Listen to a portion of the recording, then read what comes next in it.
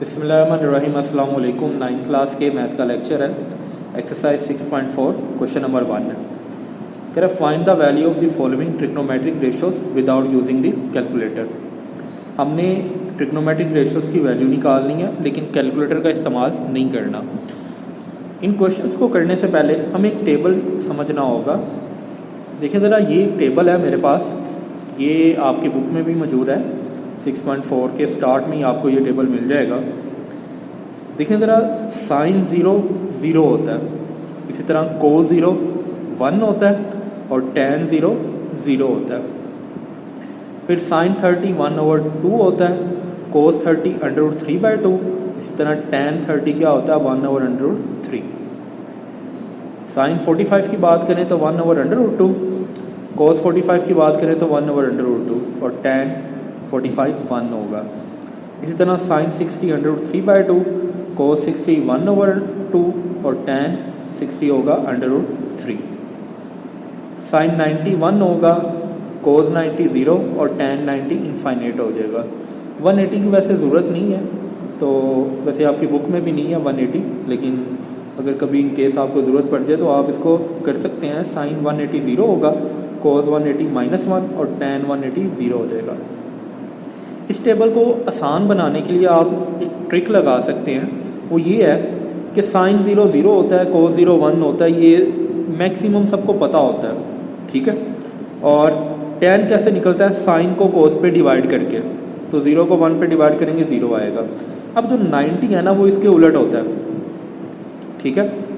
Sign 0 0 होता है तो साइन 90 1 होगा, इसी तरह कोस 0 1 होता है तो कोस 90 0 हो जाएगा। और इन दोनों को डिवाइड करें तो इनफाइनाइट आ जाता है, क्योंकि 1 को 0 पे डिवाइड करेंगे तो इनफाइनाइट ही होगा। अब आ जाती है इन तीनों की बारी। सबसे पहले तो देखें, साइन 30 1/2 है और कोस 60 1/2 होगा, ठीक है। इसी तरह साइन 60 √3/2 है तो कोस 30 √3/2 होता है। और tan आपको पता है, साइन की वैल्यू और कोस की वैल्यू को डिवाइड करेंगे तो आपके पास tan की वैल्यू आ जाएगी। इधर भी ऐसे ही होगा। साइन 45 और कोस 45 सेम वैल्यूज होती हैं 1/√2, और इन दोनों को डिवाइड करें तो 1 आता है, ठीक है। 180 की वैसे ज़रूरत नहीं है, तो इसलिए हम इसको भी छोड़ देते हैं। देखें ज़रा, सबसे पहला हमारे पास क्वेश्चन है साइन 30।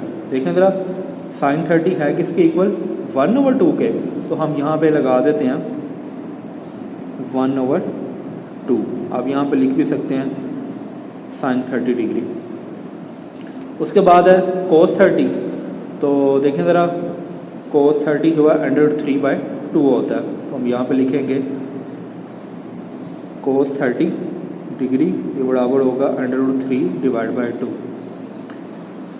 उसके बाद है tan π/6। अच्छा, π/6 किसके बराबर होगा, सबसे पहले तो हमें ये पता होना चाहिए, क्योंकि एंगल अब रेडियन के अंदर है। 180 को अगर 6 पे डिवाइड किया जाए तो हमारे पास क्या आता है, 180 को आप कैलकुलेटर पे डिवाइड कर सकते हैं, मेरा 30 आता है, tan 30।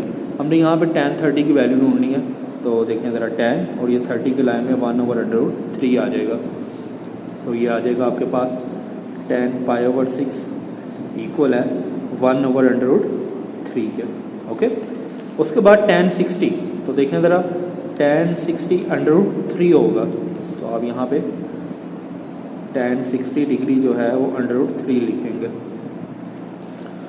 उसके बाद है सीकेंट 60। अच्छा, इसको सोल्व करने से के लिए ना हमें एक तरीका अपनाना पड़ेगा। देखें, सीकेंट 60 हमारे पास वैसे रेशो में नहीं होता, लेकिन सीकेंट का उलट होता है 1/cos, तो 1/cos 60 कर सकते हैं हम। अब देखें ज़रा, cos 60 किसके बराबर होता है, cos 60 1/2 के बराबर होता है, तो हम यहाँ पे लिखेंगे cos 60 की जगह पे 1/2। अब ये 2 इससे 1 से डिवाइड मल्टीप्लाई होगा, क्योंकि इससे डिवाइड हो रहा है तो इससे मल्टीप्लाई, और ये 1 नीचे आ जाएगा, नीचे 1 हो तो हम नहीं लिखते, तो ये इसका आंसर है। उसके बाद छठा पार्ट है cos π/3।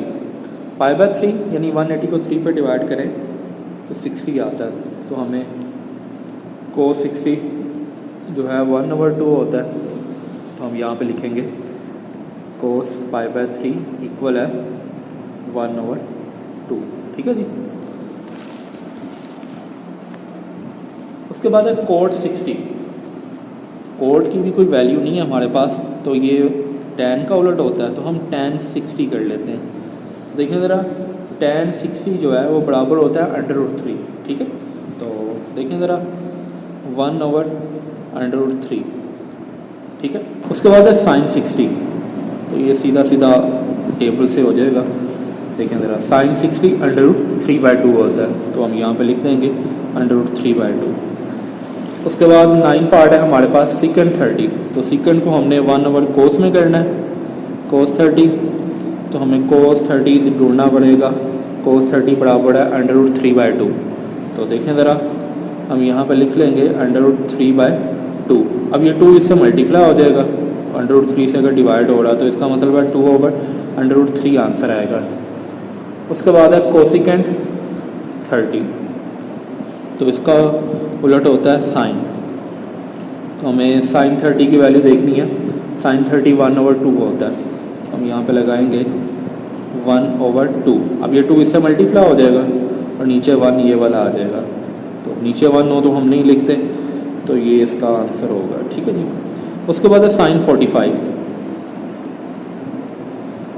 तो sin 45 की वैल्यू हम यहाँ से देख लेते हैं। sin 45 बराबर है 1/√2 के, तो देखें ज़रा 1/√2 आ जाएगा। उसके बाद है cos π/4, अच्छा जी, 180 को 4 पे डिवाइड करें तो 45 आता है, ठीक है। तो देखें ज़रा, cos 45 जो है 1/√2 होता है, तो हम यहाँ पे लिखेंगे 1/√2, ठीक है जी। अच्छा, एक चीज़ का आप ख्याल रखिएगा कि बुक के पीछे जो आंसर है ना, उनमें थोड़ा सा चेंज आएगा कि डिनोमिनेटर में ना √, की वैल्यू नहीं उसने दी हुई। जैसा कि ये पार्ट नंबर 3 में है 1/√3 आया, तो इसको उसने रैशनलाइज़ किया √3 से मल्टीप्लाई, √3 से डिवाइड, तो आपको पता है कि ये √3 हो जाएगा, और नीचे अगर √3 का स्केयर करें तो वो 3 खाली आ जाएगा। तो ये इस तरह के आंसर दिए हुए हैं। तो इसी तरह यहाँ पे अगर क्वेश्चन नंबर 7 की बात करें तो इसमें भी फिर 1/√3 जो है वो बराबर होगा √3/3, ठीक है। जिसमें भी नीचे डिनोमिनेटर में आपको √, में वैल्यू मिलेगी, उसको आप रैशनलाइज कर लें, चाहे वैसे भी कर सकते हैं, कोई इशू नहीं है। यानी कि 2/√3 भी आंसर ठीक है, लेकिन अब बुक के पीछे दिए हुए हैं तो हमें करने पड़ेंगे। अब देखें ज़रा, इसको जब आप सॉल्व कर लेंगे तो 3 आ जाएगा, ठीक है। इसी तरह sin 45 जो है, इसको भी √2 से मल्टीप्लाई और डिवाइड करेंगे तो देखें ऊपर तो √2 आ जाएगा, नीचे √2 से मल्टीप्लाई होगा तो स्केयर √, से कट जाएगा, तो ये 2 आ जाएगा, ठीक है। और ये भी 1/√2 है, तो इसका भी फिर आंसर √2/2 ही आएगा, ठीक है। ये हमारा क्वेश्चन नंबर 1 सॉल्व हो गया। उम्मीद है आज का लेक्चर आपको समझ आया होगा। अल्लाह हाफिज़।